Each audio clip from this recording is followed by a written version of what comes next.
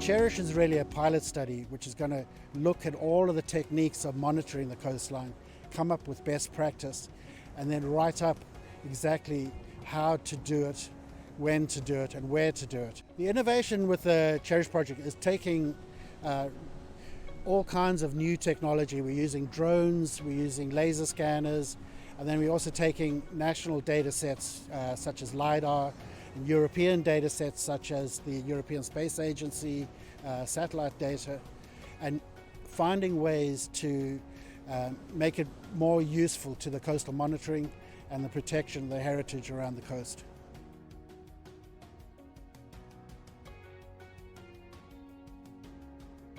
One of the things that underpins the project is using state-of-the-art technology to look at what is a very dynamic environment. And so applying the technology, the lasers and the drones that we have there mean that we're rapidly able to capture the data in the field. And probably where the real innovation comes is the combination of different techniques that we use. So there's an area called the White Ribbon where there's no data because the boats can only push in so far using the water. So we're trying to close the White Ribbon as much as possible. And one of the main techniques we use to try to achieve this is drones, or unmanned aerial vehicles, UAVs. So drones we fly on the coast at low tide, and they take a series of overlapping images which are then run through software, and this results in point cloud data, DSMs, orthomosaic and Google tile type of imagery. Beneath the sea we use multi-beam sonar, which maps the bathymetry, which is the topography of the sea floor. And then we try to create seamless onshore-offshore maps. Part of the bathymetry mapping, the seafloor mapping, using the boats as part of the CHERISH project, we do shipwreck monitoring. So we do very high detailed, high resolution scans of shipwrecks, and then we can also assess change over time by running it through cloud compare or point cloud comparison software to assess how shipwrecks are breaking down and decaying over time. Another method that we can integrate with that is an ADCP, which is an acoustic Doppler current profiler. And this is a hull-mounted instrument that will measure current profiles as you're taking a track over, say, a wreck.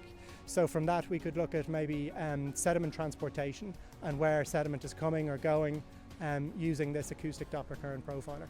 But if we want to look at coastal erosion on, say, an eroding cliff face like we are here in Killiney, then we'd use a different technique. So we'd use laser scanning for that side-on view. And then incorporating all these different data sets together helps us build up a picture of all the processes that are happening that are causing this erosion. I think one of the innovative things of the CHERISH project is using the experience of the 4 different project partners. That you've got the geological experience from the Geological Survey, you also have the archaeological and cultural aspect from the Royal Commission on Ancient Historical Monuments of Wales and the Discovery Programme in Ireland, and you've also got the environmental input from the Aberystwyth University.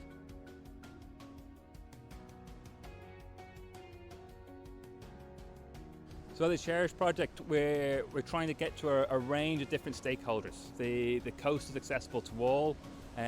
You have, from the public who use the amenity, who go swimming or walking on the coastline, through to the likes of local authorities and local government that actively monitor and manage the coastline. The general public are becoming much more aware of climate change. That with the big storms that we've been seeing over the last few years, the change that is then being able to see after that, changes to the coastline, changes to flooding, and so people are really able to, I think, observe and appreciate the change that is occurring, and then that links directly with the changes that we're expecting from predicted climate change.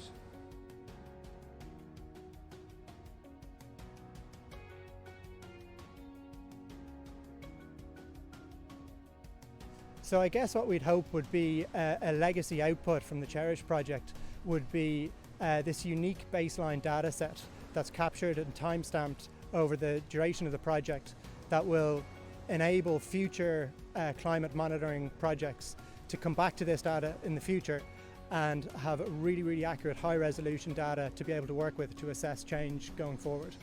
So it really puts the Geological Survey internationally at the cutting edge of this type of research in terms of climate change.